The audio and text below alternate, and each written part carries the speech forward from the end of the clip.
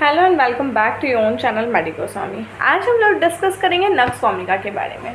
बहुत सारे ऐसे स्टूडेंट्स को मैंने देखा है या डॉक्टर्स को देखा है जो नक्स वोमिका रेडीली प्रिस्क्राइब किए जा रहे हैं without knowing the exact symptoms. कुछ हुआ नहीं, नक्स खिला दो। माना फर्स्ट ईयर में हम लोगों ने पढ़ा है कि नक्स वोमिका यूनिवर्सल एंटीडोट के जैसा काम करता है। तो यूनिवर्सल एंटीडोट क्या है, आप मुझे कॉमेंट सेक्शन में ज़रूर बताइए। नक्स को लोग बस दिए जा रहे हैं, पेशेंट फर्स्ट टाइम आया, कुछ समझ नहीं आ रहा है नक्स, और कुछ लोग तो एक साथ 5, 6, 7 मेडिसिन खिलाए जा रहे हैं। क्या हम लोगों ने ये सीखा है? बिल्कुल भी नहीं। तो ये चीज़ें करना आप लोग बंद कीजिए। नक्स का इंट्रोडक्शन जानते हैं हम लोग। मैं पढ़ा रही हूँ आप लोगों को बोरिक की बुक से, द मोस्ट ऑथेंटिकेटेड बुक। मैं सबसे ज़्यादा बोरिक पर ट्रस्ट करती हूँ अपने प्रिस्क्रिप्शंस के लिए। जितनी भी मेडिसिन मेरे पास है वो या तो SBL या तो शॉबे की है। मेडिसिन्स का एक ही ब्रांड का होना भी बहुत ज़्यादा इम्पोर्टेंस रखता है, क्योंकि आपको उस ब्रांड पर ट्रस्ट होता है कि वो ब्रांड जो भी मेडिकेशंस बना रहा है वो एकदम प्योर फॉर्म में आपको दे रहा है, जिससे आपके केसेस को बहुत जल्दी आराम मिलता है। इसलिए सेम ब्रांड के मेडिसिन्स यूज़ करना भी बहुत ज़्यादा इम्पॉर्टेंट होता है। नक्स वोमिका एक पॉलीग्रेस रेमेडी है, जिसका मतलब क्या कि वो डिफरेंट ऑर्गन सिस्टम पूरी बॉडी पर एक्ट करती है। उसका एक्शन पर्टिकुलरली फीमेल जेनिटलिया या डाइजेस्टिव ट्रैक्ट या माइंड या हेड पर नहीं है। नक्स वोमिका हर ऑर्गन सिस्टम पर वर्क करती है। Because of the bulk of its symptoms correspond to similarity of those in the commonest and most frequent of disease. It is frequently the first remedy indicated after overdosing, establishing a sort of equilibrium of force and counteracting chronic effects. इसमें भी ये लिखा हुआ है, क्योंकि ये बहुत सारी जगह पर काम करती है और उसका वाइड एक्शन है, रेंज ऑफ एक्शन भी बहुत ज़्यादा बड़ा है, अलग अलग ऑर्गन सिस्टम्स पर काम करती है, इसलिए कई बार ये फर्स्ट चॉइस ऑफ रेमेडी बन जाते हैं। लेकिन क्या ये सही है कि हम हमेशा पेशेंट को during the first time nux prescribe करें? बिल्कुल भी नहीं। Nux is preeminently the remedy for many of the condition incident to modern life. Sedentary life जो होते जा रहा है, या फास्ट फूड खाने वाला जो लाइफ हो रहा है, रूटीन डिस्टर्ब वाला जो लाइफ हो रहा है, Nux is specially suited to those person जिनका रूटीन डिस्टर्ब्ड है। ये जो टैग वाला ये हमेशा रखना, रूटीन डिस्टर्ब, क्योंकि नक्स पेशेंट इतना ज़्यादा अपनी चीज़ों में इंडल्ज होता है, इतना ज़्यादा उन चीज़ों के नशे में होता है।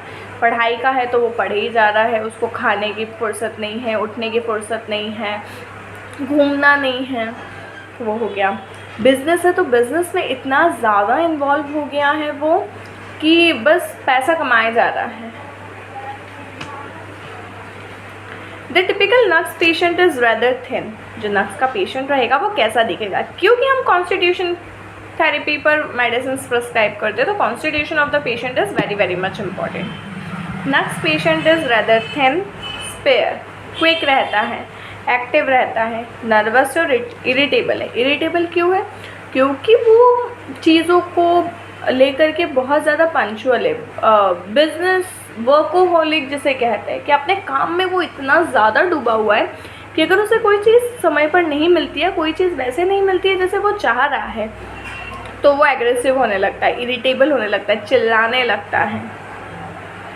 He does a good deal of mental work. उसका मेंटल बहुत ज़्यादा स्ट्रॉन्ग है। Has mental strength and lead a sedentary life. दिमाग उसका बहुत आतुर है, बहुत चल रहा है, इधर उधर बिजनेस में, स्टडी में, सब दूर उसका दिमाग एक नंबर तरीके से चल रहा है, सारी चीज़ों को बहुत अच्छे से हैंडल भी कर रहा है। लेकिन जो उसका पर्सनल लाइफ है वो बहुत सेडेंटरी, घूमना नहीं, लेट उठना, लेट जागना, खाना सुबह का 4 बजे खा रहे हैं, रात का 2 बजे खा रहे हैं। Found in prolonged office work, over study और close application to business with it cares and anxieties. एकदम डूब जाता है। जो एकदम पैशनेट लोग होते हैं ना, वो भी नक्स होते हैं, और जो लोग आतुर होते हैं वो भी नक्स होते हैं।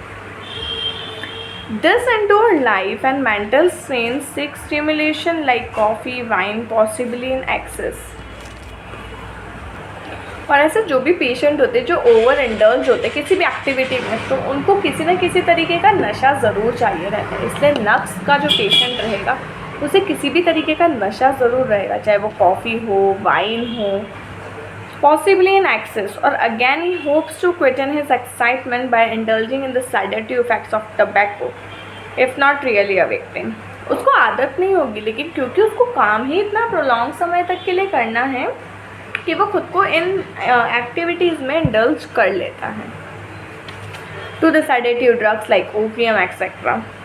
These things are associated with other indulgences at table. He takes preferably rich and stimulating food. नक्स को कभी भी फीका खाना नहीं पसंद है, मसालेदार होना, एकदम चटपटा खाना चाहिए उसे. Wine and women play their part to make him forget the close application of the day. जब भी कोई इंसान किसी चीज़ में इतना ज़्यादा इंडल्ज हो जाता है, वो नशा करने लगता है. नशे के ऊपर उसे वुमेन्स चाहिए रहती हैं.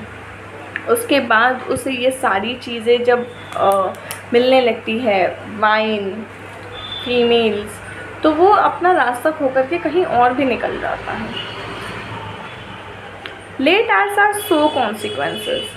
अ thick head, dyspepsia and an irritable temper are the next day's inheritance. आज रात को भारी खाना खा लिया, शराब पी लिया, वुमेन्स के साथ में रह लिया, नेक्स्ट डे की कॉन्सिक्वेंसेस आप लोगों को भी पता है क्या होंगे. हेडेक होगा, डिस्पेप्सिया होगा, स्टमक अपसेट होगा, इरिटेबिलिटी होगी. Now he takes some cathartic, liver pills और mineral water and soon gets into the habit of taking this things. कुछ पेशेंट आपके पास आते हैं कि मैं तो ऐसी लॉक लेना ही पड़ते हैं 1-2 दिनों में, मैं तो रोज़ का है, मैं ये लेता ही हूँ. Cream of friend like substances जो स्टूल सॉफ्टनर्स होते हैं वो लेना ही पड़ता है, मैं 1-2 दिन में ले ही लेता हूँ या ले ही लेती हूँ. फीमेल्स भी नक्स होती है. नक्स प्रिडोमिनेंटली मेल रेमेडी है, लेकिन अभी वाला जो एरा चल रहा है उसमें नक्स फीमेल ज़्यादा पाई जा रही है. और यही रीज़न है कि PCOS के केसेस बहुत ज़्यादा बढ़ रहे हैं. एक दिन हम लोग डिस्कस भी करेंगे कि PCOS इतना ज़्यादा क्यों बढ़ रहा है. आज से 10 सालों पहले वो इतना नहीं हुआ करता था, लेकिन क्या रीज़न है कि वो आज इतना ज़्यादा बढ़ रहा है. एक लॉन्ग वीडियो उस पर भी जल्दी आने वाला है. Since these frailties are more yielded to by men than women, nux is preeminently a male remedy. This condition produces an irritable nervous system, hypersensitive and over impressionable, which nux vomica will do much to soothe and calm. Specially adapted to digestive disturbances, क्योंकि उसका उठना, सोना, बैठना, खाना, उसका जो biological cycle है वही प्रॉपर नहीं चल रहा है, तो उसका डाइजेशन तो अपने आप को आप ही ख़राब होगा ही. पोर्टल कंजेशन, जब बात स्टमक नहीं संभाल पाएगा तो आगे लीवर तक भेजेगा. And hypochondriacal states depending there on. Convergence with consciousness, 2 और रेमेडी है. एक में कन्वर्जेंस विद कॉन्शियसनेस है और एक में कन्वर्जेंस विदाउट कॉन्शियसनेस है. उसमें क्लियरली ये लाइन लिखी हुई है कि पेशेंट जब भी बेहोश होगा, उसमें ये लाइन लिखी हुई जो मेडिसिन की मैं बात कर रही हूँ, नक्स में नहीं, तो वो आंसर दे देगा आप कौन हो, कहाँ रहते हो, आपके साथ कोई है, तो वो पूरा आंसर दे देगा, फिर वापस बेहोश हो जाएगा. सेकेंड मेडिसिन है, इनसे पूछोगे आप कौन हो, कहाँ से हो, आपके साथ कोई है, नो आंसर. लिखा हुआ है falls asleep in the middle of an answer. Comment section में ज़रूर बताइए. जितना 2-वे कम्युनिकेशन होगा ना, उतना ज़्यादा आपको पढ़ने में मज़ा आएगा और मुझे सिखाने में मज़ा आएगा. Words, touch, moving, depending there on. Convergence with consciousness, jealous, fiery temperament होता है. नक्स का पेशेंट जो रहेगा ना, वो बहुत ज़्यादा कॉम्पिटिटिव रहेगा. आपकी क्लास में, आपके परिवार में जो भी बहुत ज़्यादा कॉम्पिटिटिव होता है ना, समझ लो कि नक्स के साइड जा रहा है. ठीक है, हमें किसी को भी एक वो नहीं बनना है, प्रेजुडाइज नहीं बनना है. नक्स पेशेंट आर इजीली चिली होते हैं, ठंडी जल्दी लग जाती है. तो ये था नक्स. आई होप आप लोगों को समझ में आया होगा, और ऐसी और वीडियोस के लिए चैनल को सब्सक्राइब करके ज़रूर रखें. Thank you for watching.